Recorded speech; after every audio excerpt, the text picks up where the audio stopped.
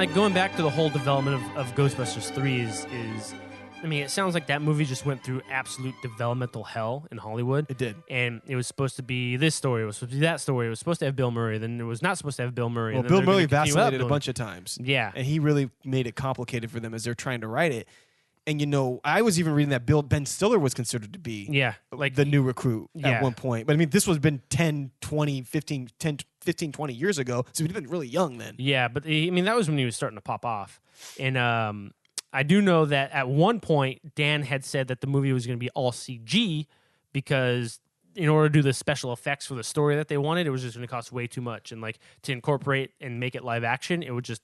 They wouldn't have that kind of money. So at one point, they were saying that they were going to make it completely animated. But have their likenesses and make them young. Right. And so that's why a lot of people are viewing the video game as kind of the unofficial Ghostbusters 3, because if you watch all the cutscenes and all the interactions with them, it's essentially a Ghostbusters story. And it's all the original actors, and they're essentially just continuing and their on likenesses were provided. Oh, yeah. Were allowed to be in the game, too. It's just there's no Louis Tully, and that really sucked. But, you know, and... He's my favorite character. And, you know, the interesting thing is that he said, of all the people, he said he would actually be willing to be in another movie because he's interested in what Lewis would be doing. Like, because he's obviously in jail, I'm assuming, right? That's what he said. He said he thought Lewis had been in prison from this point. For what? That's what he said. Huh. And, you know... It's one of those interesting things that all these people change their minds over time. Like Sigourney said she would never do a video game ever. She just didn't believe in it. And then when Bill Murray did the game, the Ghostbusters video game, she wished she had been in it. So now she's willing to do the Alien Isolation game. Yep. And so you have all these other types of things that are going into it. And you mentioned, I mean, this is one thing that was mentioned. They're making this new movie, and this new movie's taking place now. Yeah, and modern day. You know, obviously, along with this, there was something called the Ghostbuster Corps, which is Dan Aykroyd created this organization to sort of control and manage the Ghostbusters franchise and try to see the ways that they could artistically create things, make money off of it, right? And it's that company. One of the people that's in that company is Channing Tatum. And Channing Tatum is going to help produce. I don't know if it's going to happen now, but a supposedly male-driven. Doesn't mean that all the characters would be male, but it would be definitely the main character would be a male-driven Ghostbusters film to go along with the female-driven one. Mm-hmm. It's unclear when it would take place. I'm assuming now because I know at least Dan Aykroyd would want to be in it. But interestingly enough, the person that he said that he wanted to star along with him was Chris Pratt. I don't even know if that's possible now because Chris Pratt's like a huge star now. But those two guys would actually be really good for this franchise. Oh, yeah. I mean, like, honestly, like, even if like, you put, like, Jonah Hill in there, you know, it's like... He'd be perfect, actually. There's plenty of people now that I think are so influenced by Ghostbusters and grew up with Ghostbusters where you put them in that situation, they're good enough actors where they're going to be able to, you know, like, take it off. Like, if I wanted to see an Egon character, I'd get Jay Baruchel. I think he would be perfect. You know, he's skinny, like nerdy enough. Yeah, he could be like. He looks a little like him too, actually. And I know, like when they were originally thinking about redoing the cast and having the younger guys, like they were looking at having those same character archetypes, but just with different actors, right? So I think that's one of the reasons why Ben Stiller was coming in because he would have been the young Bill Murray or the young Venkman sort of type character, right? And then you get Channing Tatum and Chris Pratt. It's like now you got two pretty boys that are. Action stars and what have you, but actually funny guys though, right? And they can do the comedy. So it would just be kind of interesting to see how that went. And I do know that as this new Ghostbusters was announced, that there was that whole male. So there's going to be the female version, the male version, and the way that they'd be able to intertwine or live together in the same universe was that they were going to be like an incorporation. Like, Ghostbusters East Coast and Ghostbusters West Coast or something of that nature to where smaller kind of Ghostbusters groups are popping up around the world because you can't just have ghosts in New York City. They got to be all around the globe. And, I mean, this whole New York City thing is like it's intertwined with the fabric of Ghostbusters itself because Ghostbusters is distinctly a New York film. Yes. Everything about it, the way they talk, everything, the way it feels, everything, especially 80s New York, right? The way it's depicted. But if you play the game, and I know you've played the game, if you play it to the end, at the very end, there's a scene where they said that the Ghostbusters decide that they don't need 5 people. They're good with 4. And that the rookie, this person now, he's basically just as good as them because he's obviously participated in such, Yeah. life or death situations that they want him to start his own branch in another city, which I'm assuming would be more like a Chicago or a Philadelphia or something like that, right? Some Right. East Coast or Boston. Boston might even be better for it. And so that was supposed to. They left that option open. And this brings me to my question for you. Obviously, this new Ghostbusters movie is taking place now. Yeah. Right? I would, and I guess my first question is, because I already know my answer, would you prefer that if they did a new Ghostbusters movie with new guys, that it was a movie taking place now with an older, Bill Murray and Dan Aykroyd, kind of like, maybe Ghostbusters has been dormant for like 10 years because there's no really evil people doing anything for now, and all of a sudden something bad happens, which I'm assuming what they're gonna do with this movie, right? Yeah. And then all of a sudden, like, oh, now the new male-driven Ghostbusters movie is like a spin-off of this movie, right? And they do this whole thing where like there's multiple Ghostbusters. Or would you prefer the movie take place in 1991 with 4 guys who may or may not actually need to have Dan Aykroyd or Bill Murray in it, but they're still alive, and it's taking place in some other city with 4 new guys? Because for me, that's what I would really like, and it would be really cool to see a movie, in the 1990s, a period piece ostensibly, where you have the Ghostbusters, and so how the Ghostbusters becomes emblematic of the 1980s, this one could be emblematic of the 1990s in a lot of ways. I see where you're coming from, but my only problem with that is the fact that they've got this new Ghostbusters movie now, and they haven't hinted at it in the story, but the tagline from the trailer says, 30 years ago, 4 friends saved the world. That tells me that this new movie is a continuation of the original Ghostbusters. And even though the older guys are making cameos, but they're not, Ray, they're not Egon, or they're not, Winston, and they're not was a cab driver Pete, or whatever. So they're different people. That's just, all right, we're the original Ghostbusters, we're in this movie. This is like a reboot, though. This one's more like a reboot. And that's the thing is if this movie is taking place, I wish that this was a continuation. I don't think it's going to be a reboot because the tagline is like, hey, 30 years ago, this happened, and now this is happening again. But do you think that is like a promotional thing only, or it's in the movie? I don't know. And I mean, we're going to find out soon enough, right, when the movie comes out. But I kind of wish that whatever it was, that's how the marketing team would have just promoted it. Like, if it is a sequel, for lack of a better term, just promote it as a sequel. If it's a reboot, then don't acknowledge these old guys and don't have them as cameos. I mean, I don't mind the cameo thing because they're not them. They're just in it because people want to see them. It's like Stan Lee. Like, Stan Lee apparently is like 15 different people now. Like, Yeah. there's 15 different people in the Star Wars in the Marvel Cinematic Universe that looks exactly like Stan Lee. Yeah, supposedly. but that's the fun thing, right? Exactly, and I think this is the same type of thing, right? But I mean, I would so. prefer if it took. I like the idea that it takes place 20 years ago. I really like that idea because I know that the original Ghostbusters was taking place, contemporaneous to the time it was released, and this one obviously is too. And I think that's something that becomes a kind of a necessary thing a lot of times. Yeah. But I think it would I would be way more interested in seeing a movie that took place in like the early to mid 90s. Yeah. I mean, personally. if this one is not a sequel or connected at all to the original movie, then yes, I could see that. And like going back to the cameo thing, like I see what you're saying, but the cameos in this movie make me feel like if in the Avengers, Mark Ruffalo interacted with Ed Norton, Eric Bana, and Lou Ferrigno. That's exactly how it feels to me. I see how you. It's like, okay, they're and Lou Ferrigno was in the Eric Norton Hulk as a cameo.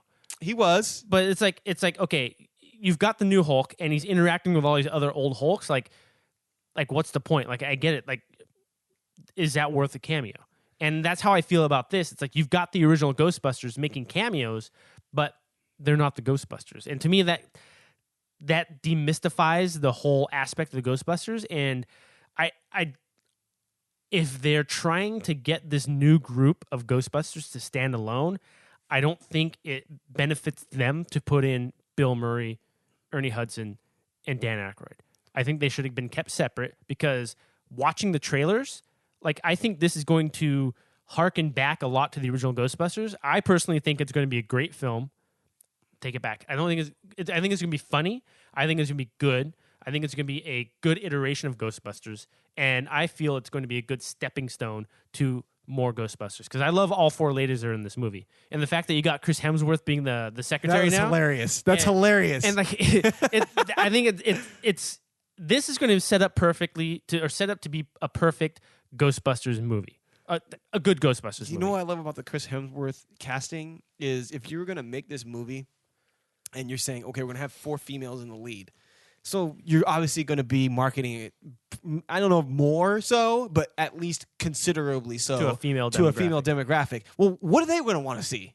Chris Hemsworth. Exactly. And that's what they cast. It's not like they cast like, oh, he's some like okay looking dude or whatever. Like, I'm not saying Annie Potts is the hottest chick around or anything like that, but if they redo and they cast all new people, I guarantee you that secretary is going to be a hot looking chick that they make look nerdy. Right. And Chris Hemsworth, I mean, I'm not saying he's the sexiest man alive, but he's one of those guys on that list when they make them. Oh, yeah, for right? sure. Yeah. I just thought it was great that he agreed to do it. You know what I mean? Yeah. I mean, obviously, if you're him, you're thinking, I get to work with these ladies. This is awesome. You know what I mean? They get to laugh my ass off every day. Yeah. But it's cool that he agreed to do it, you know? Yeah. And I think it's going to be... I'm also disappointed myself personally because I actually have decently high expectations for this movie because I love the actresses and I love Ghostbusters. And that first trailer that was released that everybody shit on, it got me pumped for the movie. Like, I was super excited for the movie. People shit on the trailer? Yeah. Why? Because they said it's what were they saying? I mean, don't get me wrong. It looks like Bridesmaids appropriated to Ghostbusters, but Bridesmaids was awesome. Yeah. It was hilarious. So what's the big deal? I can't remember exactly what they were saying about the trailer, but the trailer was received negatively by a lot of people. But then this new trailer came out, and it's got a much better reaction. But this trailer just got me that much more excited for the movie. Let me ask you this question here. Some of the criticism to the film has been the casting, in the sense that Latina, Asian, and to the quote that I read, indigenous peoples, whatever the hell that means, are not represented in the film. And my first thought was, well, I can see what they're trying to do. They're trying to come with the same archetype that they came with before, which is 3 Caucasians and 1 African American. And that's exactly what they did. And obviously some of the dynamic between these characters seems like it's a little bit different because Ernie Hudson was not like the one cracking all the jokes in the original movie. But it looks like the black chick is obviously the one that's going to be doing that type of thing, right? Yeah. But and Melissa McCarthy as Peter Venkman, it's awesome, especially if they're going to come with like a love interest for her. Yeah. Who actually, I think Kristen Wiig's going to play the Venkman role. Is that right? Oh yeah, she's so. Ray Stantz role, but they made it seem like Melissa McCarthy is like the main character. Yeah. See, I don't know. Actually, yeah, that's what it does. And so that would make me think she's the Peter Venkman, but maybe they're changing up the dynamic between these characters. But I would kind of prefer it if it was the Melissa McCarthy going after the guy and Kristen Wiig wasn't, because in these movies, always the Kristen Wiig is the one. I'm like, okay, I get it that she's like the thin blonde one, but like, you know what I mean? Like, I don't know. I don't know. It's just something about it. It's like the same bridesmaid thing all over. I feel like if they did the Melissa McCarthy love interest thing, it would be funnier. Okay, yeah. Right? I mean, I see what you're saying. Kristen Wiig is not that funny, really. I mean, she does the roles perfectly, and she acts more like a Bill Murray type. Her comedy is closer to Bill Murray's type brand of comedy than Melissa McCarthy, of course. Yeah, I think in this movie, Leslie Jones is obviously the more outgoing slapstick comedy type character, who I think Bill Murray was in the movies. That's a black chick? Yeah. And then you've got Kate McKinnon, who's the scientist so I think she's going to have the Egon role, but she's going to be more of the subtle Ray humor. Yeah, okay, so they're switching up the dynamic a little bit. And then Melissa McCarthy, I think, is going to be, I think you're right. I think she might be more the Venkman type character, but her comedy is going to be more like Dan Aykroyd's comedy. Yeah, and then Kristen Wiig, I think, is going to be the more straight arrow type person, like and her comedy is going to be subtle as well. And then you got Chris Hemsworth, who's just going to be like the oblivious, token good looking secretary guy. I'm just curious if there's a Lewis Tully. See, I don't know. I hope so. It'd be awesome. And I don't even know who that would be. Lewis Tully. Yeah. That's a really good potential there. But my question is, do you think that they did they made a good decision by choosing this sort of like ethnic dynamic, or do you think that they really should have? Because in the Extreme Ghostbusters show, that was the first time they introduced a female Ghostbuster, and one of the characters was Latin, and another character was in a wheelchair. Yeah. So, and they got awards from the paraplegic community, the disabled community for depicting somewhat accurately depicting a paraplegic character. Nice. Do you think that they should have gone the route of an Asian female character, a Latin female character for like Egon and maybe the whatever? I know you got to have Kristen Wiig and Melissa McCarthy. You have to have them because they're the stars. But do you think that the Egon character should have been of an ethnicity? See, I'm horrible with these types of questions, and it might just be I know the you're a fact white guy, that so I've got white privilege and all that exactly. bullshit, but I'm not the kind of person that gets offended by that type of casting. Like, to me, I see it as, all right, original Ghostbusters, 3 whites, 1 black. This new Ghostbusters, 3 whites, 1 black. That's what I thought, and too. And that's how it's going to be. Now, if they would have made this new one, and so I'm fine with that, but if they would have made this new one, like, 4 Asians and a Latino, then all right, as long as it's funny, like I don't care. People would have went nuts. That's the funny thing. People go nuts if you don't. But if they would have literally had like no white Ghostbusters, people would have complained. Oh yeah, and it's just like people complain because it's an all-female cast. But I didn't even understand that. It's they're like, they're all voting for Trump for sure. I'm just thinking this guy. That's a whole nother, but I'm just thinking like the fact that they made an all-female Ghostbusters, like. Isn't that momentous enough? You know what I mean? Apparently, it's got to be more. I mean, and I understand what they're saying. I completely understand what they're saying about that. And I get the same thing, too, of this whole, like, lack of ethnic diversity in casting. Yeah. And I obviously see, like, you're going to make a movie about, Henry VIII. I mean, how many black people can you really put in there? Right. How many Asians or Latins can you really put in there? They're white people in England. Yeah. You know what I mean? And obviously, this isn't the case. And so like they say, well, let's cast these people. And I obviously do this thing. Okay, the character that they've written for this Leslie Jones character, can she be that way if she's not black? I don't know. And that's the problem. And that's what people criticize. This character.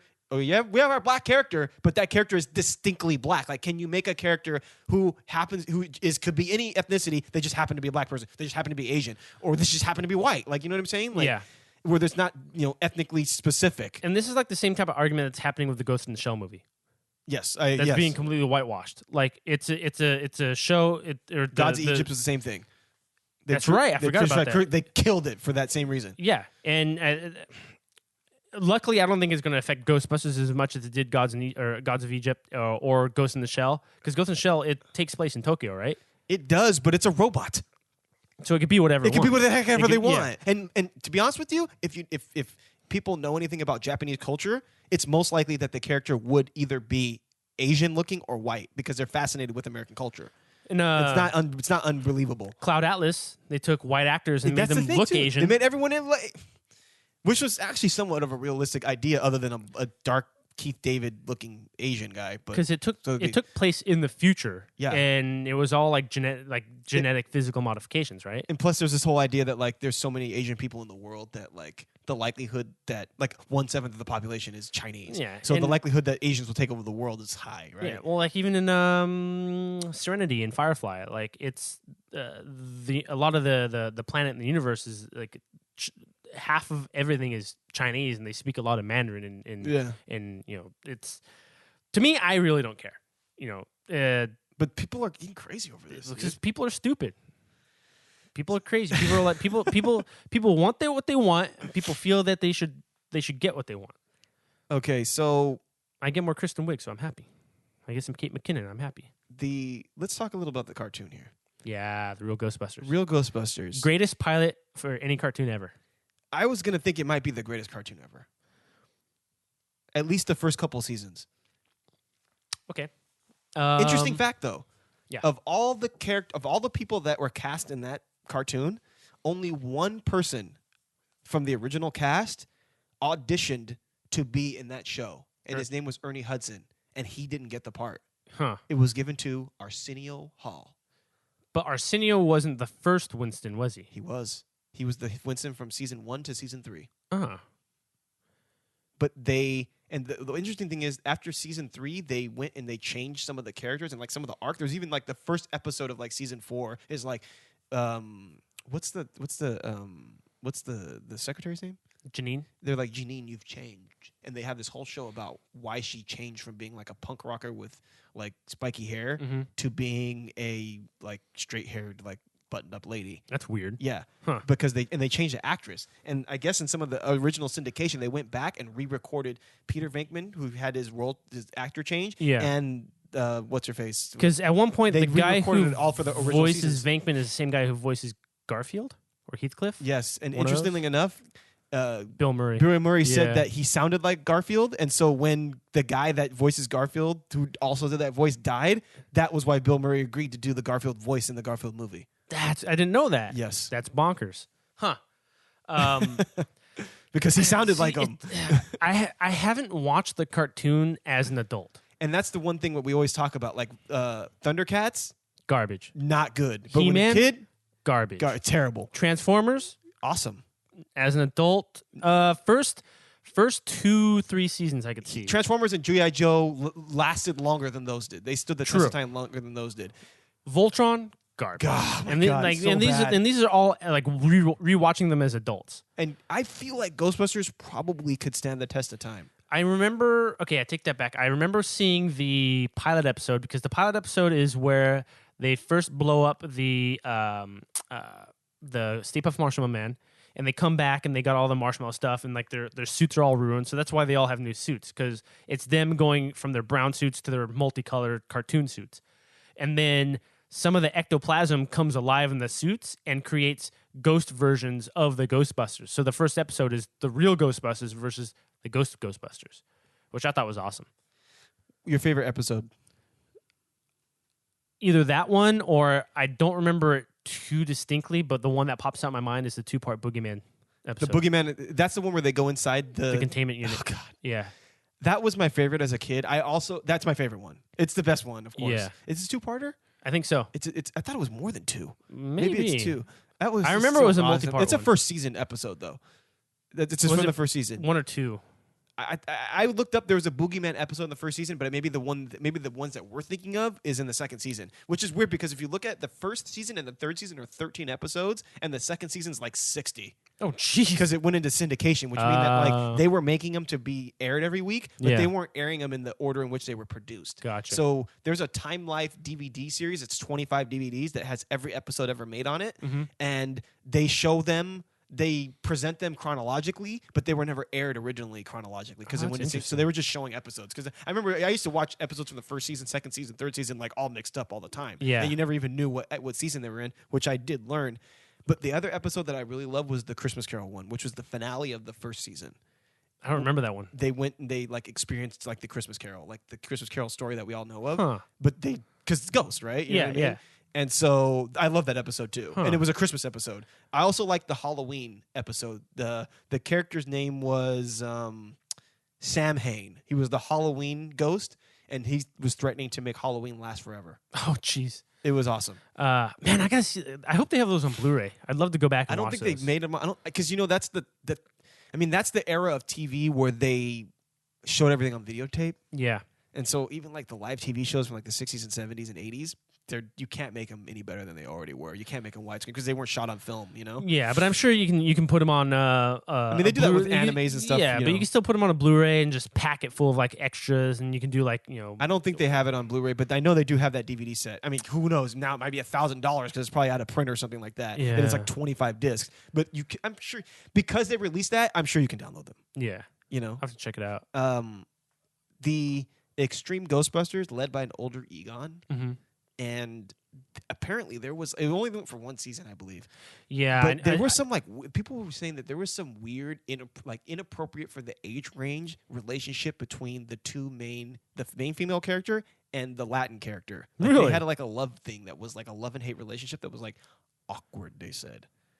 I never saw the show. I remember seeing like 1 or 2 episodes. Maybe I have because I remember seeing the guy in the wheelchair for sure. Yeah, but God, that was so long ago. And it was interesting because they had the black guy was the one who was like the college graduate degree type guy of the 4. Because the rest of them weren't like that. Because the whole idea is that they're from Columbia University, which I know is an element that's going to be in this new movie. Really? They're from Columbia. Okay. Kristen Wiig and Melissa McCarthy from Columbia University. Nice. Which is interesting because it's Columbia Pictures. Yeah. You know what I mean? Yeah. So, okay, let me ask you this question. Do you think that the TV series, that like the Ghostbusters itself lends itself more to a TV series or a movie? Could you see Ghostbusters being like a AMC show? Yes. So I will say yes to where I could see it being a TV series, but the Ghostbusters that we know now has always been told in a little bit of a long, Longer narrative. No, I take that back. In like a shorter narrative. So like you get it in chunks. So you get Ghostbusters, you get Ghostbusters 2, you get the video game. Even the cartoon, like it did a sort of weekly serial, but it still had a lot of motifs and like the boogeyman would come back to where stuff was correlated. So you had multiple episode story arcs. I think they're obviously going to continue on with the whole movie aspect and just continue pumping out Ghostbuster movies because, I mean, the 4 you got right now are a hit, and if you've got this whole Ghostbusters core that Dan Aykroyd's putting together, I don't know how this new movie is associated with that. If it's going to be a part of that core, if not, then I mean you've got another Ghostbusters movie that's probably in production or in development right now. And if you could really get Channing Tatum and Chris Pratt to be in it, like that's going to make a lot of money. Yeah, for sure. And I mean, I think if anything, Ghostbusters has the potential to become a sort of new Star Wars. Like maybe this year it's going to be the all-female cast, and then next year it'll be the all-male cast, and you just keep going and going. That'd be funny if it turned into some phenomenon. I mean, you could do something like that, but if you ever seen the show Supernatural? You know what it's about? I know what it's about. And like that type of show is like a blueprint for what Ghostbusters could do because it deals with that kind of stuff, and it's like you have these like demon characters. I mean, that more deals with like Judeo-Christian demonology, but you have this idea where you have these like characters who theoretically don't ever just not exist. Yeah. You could get rid of them, you could push them away, but they don't just not exist. And that is an element that was in the original cartoon that they're all in the containment system. So if the containment system goes down, well, they're out. And you have to catch them again. Happened in the movie. Exactly. But like the way do I you think that about that's too formulaic for the way that TV, because like TV nowadays, like this episodic format where like you have especially if you're gonna do Ghostbusters, the idea would be we have a ghost, we show his backstory, we show why he became a ghost and like how the Ghostbusters can either get him or find a way to like, because the Ghostbuster idea was never, a lot of ghost stories, this idea is like if you give the ghost what it wants, it goes away. Yeah. And it goes back to where it came from. Yeah. That's not the Ghostbusters idea, right? No. We just get them and we take them down. Yeah. But in a lot of the show, that was part of it. You saw how they became, not necessarily how they became a ghost, but like a lot of their backstory and stuff like that. Right. And that could be the formula for an episodic version, but as episodic TV shows in live action pre-scripted drama, that's not really in right now. No, and at the same time, I look at the Ghostbusters movie and I'm like, is that something I'd want to see on a weekly basis? And that's another good thing too. And that's tough because the movie. I'm not a weekly comedy fan, so I would definitely not be the right person to ask. And like, I know you watch some. So. Yeah, but it's like, it's weird because the comedy in the movie and even like looking at the movie storylines, like I'm trying to imagine if the movie could take place in a half hour or an hour. But the show was not necessarily it was not funny per se. The cartoon. It was kind of serious at times. But it had its jokes. It had its wisecracks. And like but Slimer the Boogeyman episode was really serious. Yeah, and Slimer was obviously the comic relief. Yeah. But like, and they completely changed Slimer. Yeah. Oh yeah. Yeah. For sure. Because he wasn't even Slimer in the first Ghostbusters. You're right. And so like he was just the green ghost. Yeah, and they took him and put him in the cartoon. Him, and then that's why Slimer was in Ghostbusters 2, because people loved Slimer in the cartoon. So it's like, well, now we got to put him in the movie. Yeah. I think Ghostbusters can be done on a weekly basis. Even if it's like a Netflix or HBO sort of 12 to 16, episode season, you could do something with that. And maybe it's not like a new ghost each week, but maybe it's a ghost every 2 episodes or something like that. Or maybe like... what they usually do is they have like the one main ghost and then you have to like fight these other ghosts as you go along. Like his little minions or something like that as they work their way up. But I would like to see it where it was like serious. Like completely adult themed and serious. The problem is that the Ghostbusters itself, the nature of the Ghostbusters, lends itself more to the audience Yeah. That's the weird thing, though, is that now everyone that watched it back in the 80s, they're old enough to like that stuff. Yeah, that's true. Like, I mean, you take all these So maybe it superheroes would now work. and you make the dark versions of them, right? Because So that's what they're doing with Daredevil. Yeah. You know? It's dope as fuck. It'd be interesting. I mean, I don't know exactly what stories would be told. I don't know where they would go with it. Maybe that's how they could do the 1991 thing. Like maybe I would love it. I would love it. And maybe it's not even Venkman and Stantz and all that. Maybe it's a different rookie. iteration. Yeah, The rookie. so it could be exactly after that, and the story is about him, and maybe he can call in, and he could talk to Stantz and get some help over the phone and some guidance or something like that. But yeah, that could be. I could probably see that. Okay. Let me ask you this question. We have two matchups that I want to get to you before we go before we get out of here. First one. Gozer the Gozerian from Sumeria. Yeah. Versus Prince Vigo von Umburg Deutschendorf, the Scourge of Carpathia, the Sorrow of Moldavia, who is actually based on Vlad Dracula, they even admit. Yeah. Or Ivo Shandar. Who wins? I'd have to go with Evo. Gozer, we only saw her as... Wait. And Evo says all the time in that game that, Gozer failed. Yeah. So Gozer the Gozerian, Gozer the Destructor. Okay. Well, the Destructor can be any creature. Anyone can be the Destructor. That was the whole idea. Gozer the Gozerian. Is Gozer the Gozerian also the Destructor and the Traveler? No. But that's the thing. It's like this... From what I understand, it's this whole thing where Evo Shandar could be the Destructor. Right. Vigo could be the Destructor. They could also be the Traveler. But they take these forms, and that form is I want to say it's a sort of a title, like a royal title type of thing, where anyone can be it. It's just a matter of can you ascend to that, can you ascend to that position? Yeah. Because I'm thinking back when they blast a chick when she's on the bench and she disappears, and then she does the voiceover. She says, "Gozer the Gozerian, Gozer the Destructor, the Traveler has come. Make your choice for your destruction." Yes. And then that's when they're like, "Oh, clear their head," and like the choice has been made. Yeah. And then the Traveler has come, and then that's when the Stay Puft Marshmallow Man comes out. So like, so the Destructor is the Stay Puft Marshmallow Man. It's not. That's not necessarily. But is that a representation of Gozer, Yes. or is that just a ghost? Because at that point, then Gozer can, as long as Gozer puts herself, or as they say in the movie, it's whatever it wants to be, into a position to where that person can think about the form of the Destructor, then that's something that Vigo wasn't able to do. Vigo, in order to gain power, had to take over a body. He had to be reborn. So... But Vigo didn't even have a body at the beginning of the movie. Right. He took over. What's that Korak guy's name? Whatever his name is. Whatever the heck he was. Janusz. He took his body over. At one point. He used him as a vessel. Yes. Yeah. Which is weird because he was able to do that, but he wasn't able to use him. Like, he wasn't going to be reborn inside him, but he was able to use him to go find a child to be born in. So that was this whole thing. He wanted to be born in Oscar. Yeah. Which, interestingly enough, Oscar was actually is theoretically supposed to be one of the Ghostbusters, the male Ghostbusters. Which would be cool. That'd be awesome. Actually, I would love it if he was the main character of a Ghostbusters show. He's like, because Venkman's that not would his have to take dad, place right? now, of course. Venkman's not his dad. No. Right. Then he could say like, "Oh, I don't know, my mom was close to Uncle Venkman or something."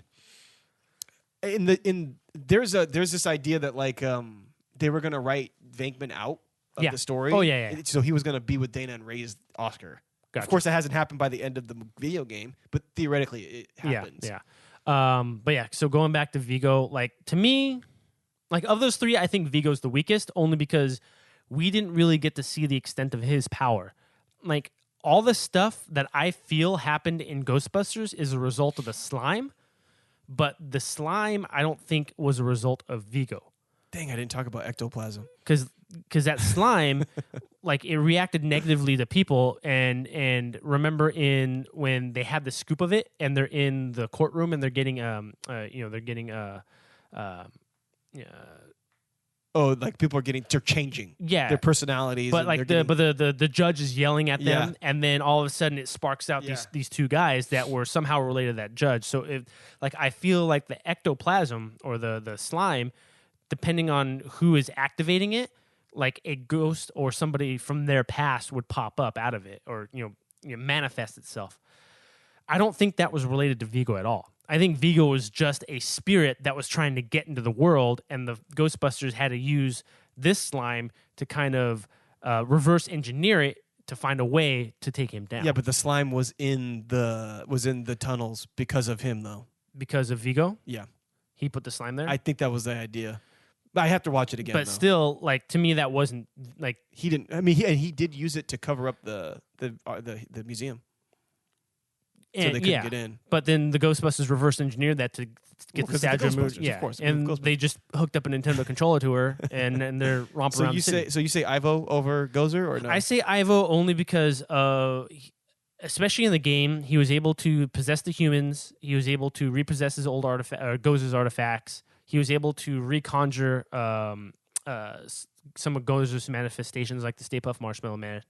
And he was also able to go to a different dimension, which is what happened to the Ghostbusters, in order for them to actually go and finally beat Ivo Shandor.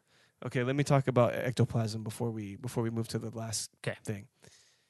Ectoplasm, the history of it, it's not a real thing, but it's something that they didn't invent. Right. There's a theory behind it. There's a theory behind it. It's supposedly like a gauze-like in some cases, or like a viscous, like even Sir Arthur Conan Doyle said it was a viscous gelatinous substance that was excreted from like a spirit through the body of a physical medium onto the people in the seance to like supposedly like lubricate them, like legitimize it's like the fact that they were like communicating, right? Gotcha. It's just like a hoax like thing, like if I throw some stuff on you, then it was real. That right? proves that you're in proper medium. Exactly, right? Yeah. And it was like it was supposed to be like the spirits were supposed to drape it over their non-physical body, and it was supposed to manifest itself in the physical world when they communicated. Because the ectoplasm was supposed to be the substance through which a medium communicated. Okay. Right?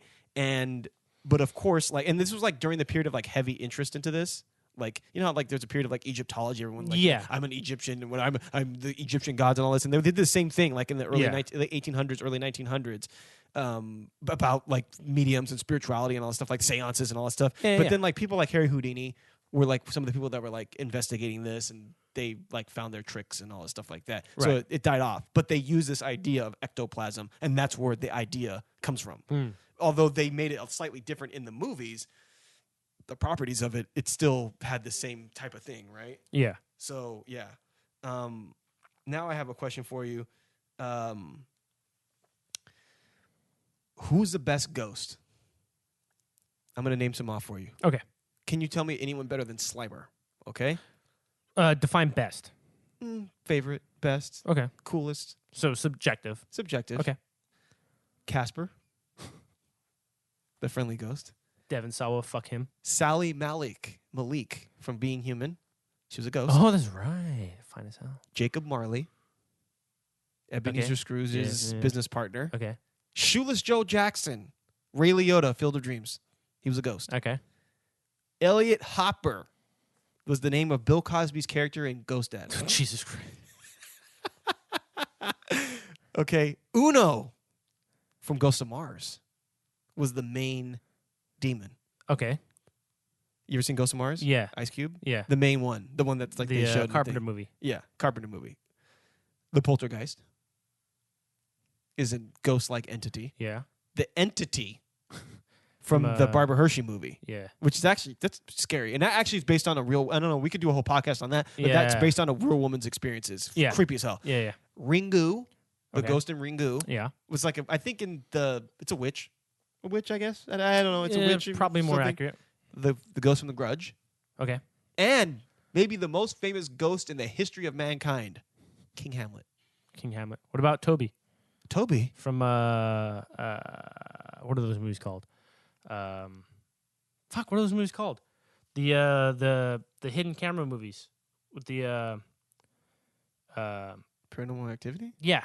I never saw those. Oh, I don't bother with them. they're It's called Toby? yeah. Well, that's what the little girls call him. Okay, so who They do call you him think? Toby. Well, not including Toby, but that I would like better than Slimer. Yeah. Fuck. And you can include the Slimer from the real Ghostbusters because he was charismatic. I would put Slimer from Ghostbusters 2 over the real Ghostbusters Slimer, even though he's only in it for like a whole flat 3 seconds. God damn. The Entity was creepy. Because I'm trying not to include demons. Yeah, because they're technically and that's what ghouls Toby ghosts, was from Paranormal Activity. He's a demon. Yeah, it's a demon. It's a little bit different. You know what I mean? I don't like Casper. Casper was dumb, especially in the movie because the movie was around because we're the same age as Christina Ricci, right? Yeah, and that was around the time where They made you're starting to Adam develop. Sandler. No, you're starting to develop the likings for the female.